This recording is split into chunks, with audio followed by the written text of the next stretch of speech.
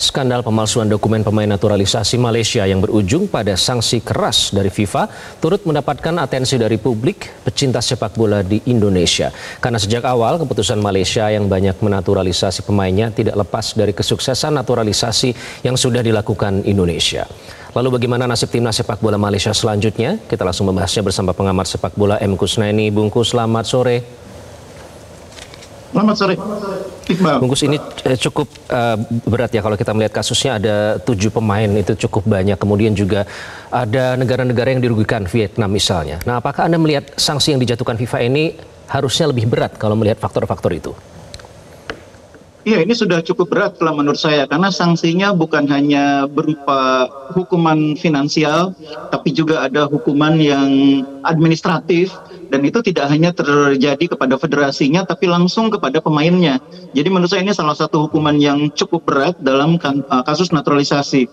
Kita tahu ada beberapa negara yang pernah mengalami juga kasus semacam ini, misalnya Timor Leste ya, tapi hukumannya menurut saya sih tidak seberat yang dialami oleh Malaysia saat ini. Dan lebih penting lagi kalau menurut saya harusnya kasus yang dialami oleh Timor Leste dulu harus menjadi pembelajaran bagi Malaysia sebetulnya, ketika mereka melakukan proses naturalisasi yang cukup masif, sehingga harusnya kasus ini tidak perlu terjadi. Oke, Bungkus, kemudian FAM ini kan mengajukan banding ya terhadap sanksi yang dijatuhkan oleh FIFA. Jika Anda melihat kasus-kasus yang sebelumnya termasuk dari Timor Leste yang Anda sebutkan tadi, apakah seberapa besar potensi banding ini diterima, Bungkus? Iya, berdasarkan pengalaman sangat kecil peluangnya bagi Malaysia untuk memenangkan banding ya. Karena ketika FIFA memutuskan untuk menjatuhkan sanksi ini, itu melalui proses yang panjang ya. Ini kan kasus naturalisasi Malaysia ini sudah cukup lama menjadi konsumsi publik, hampir setahun ya. Tapi FIFA waktu itu tidak membuat semacam keputusan dan diam-diam melakukan investigasi, dan sesudah investigasi yang cukup panjang barulah FIFA akhirnya membuat keputusan sesudah pemain-pemain ini tampil dalam pertandingan resmi melawan Vietnam di ajang kualifikasi ya. Jadi memang FIFA tidak melakukan ini serta-merta, tapi melalui proses penyelidikan yang panjang. Itu juga terjadi pada Timor Leste. Pemain-pemain Timor Leste waktu itu juga sempat bermain lebih dari 20 pertandingan sebelum akhirnya mendapatkan sanksi dari FIFA. Jadi ketika FIFA sudah menjatuhkan hukuman, itu biasanya sesudah melalui proses yang panjang, dan biasanya kemudian mereka akan sulit dikalahkan meskipun misalnya kasusnya dibawa ke sidang arbitrase atau CAS ya, atau CAS. Oke, nah kemudian ini tadi seperti sudah Anda sebutkan juga, ini berangkat dari pertandingan antara Malaysia melawan Vietnam yang akhirnya berujung menang 4-0 pada Juni lalu, Bungkus. Apakah ini akan memengaruhi poin dari laga kualifikasi Piala Asia 2027 nantinya? Iya, ini sangat mungkin kan nanti AFC atau Konfederasi Sepak Bola Asia akan melanjutkan hukuman susulan ya. Karena ini kan hukumannya dari FIFA ya. Sementara kualifikasi Piala Asia kan penyelenggaranya AFC.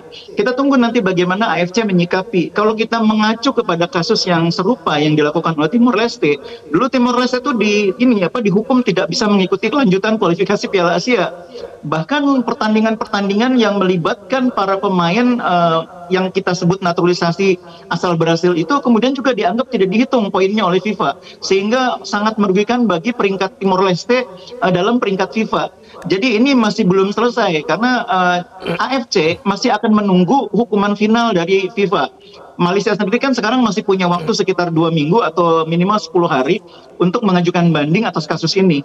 Dan kalau nanti sudah punya kekuatan hukum yang tetap, FIFA kemudian mungkin akan menetapkan hukuman yang definitif. AFC tidak mustahil akan melanjutkan kasusnya dan menjatuhkan hukuman dari sisi AFC-nya. Dan itu sangat mungkin berupa larangan ikut bertanding di kualifikasi Piala Asia atau AFC. Dan tidak mustahil juga seperti dialami oleh Timor Leste. Poin yang didapat Malaysia dari pertandingan-pertandingan yang melibatkan para pemain ini nanti akan dicabut. Berbicara dampak yang lebih luas, Bungkus, untuk Indonesia, PSSI memastikan belum akan menambah pemain naturalisasi dengan adanya sanksi dari FIFA ini yang dijatuhkan kepada Malaysia. Apakah Indonesia di masa depan ini rentan untuk menerima sanksi serupa, atau potensi ini bisa saja terjadi kalau nanti Indonesia lolos ke Piala Dunia, Bungkus? Kalau lihat proses naturalisasi Indonesia dengan Malaysia atau Timor Leste dulu itu sebetulnya sangat berbeda ya. Malaysia ini kan secara apa ya, secara kasat mata saja kan pemain-pemain yang dinaturalisasi itu memiliki kultur dan apa ya, kebangsaan yang sangat berbeda ya dengan pemain-pemain Malaysia sendiri. Sementara pemain-pemain yang dinaturalisasi oleh timnas Indonesia itu kan memiliki kultur bahkan apa ya, akar sejarah yang kurang lebih sama. Banyak yang sebelumnya lahir di Indonesia atau neneknya atau kakeknya berasal dari Indonesia, bahkan ada yang orang tuanya dari Indonesia, bahkan ada yang sebetulnya ayah ibunya masih Indonesia cuma kebetulan tinggal di luar negeri.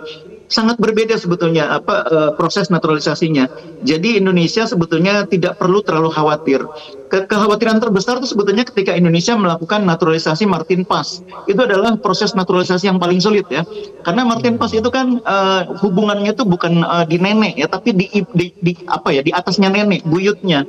Dan Martin Pass sendiri kan juga tidak lahir di Indonesia. Sehingga waktu itu tantangan terbesarnya adalah dari segi akar sejarahnya Martin Pass ini agak sedikit di atas. Bahkan Martin Pass punya persoalan karena pernah memperkuat timnas Belanda U21 pada umur 22. Tapi akhirnya kan bisa diselesaikan melalui sidang CAS ya, CAS.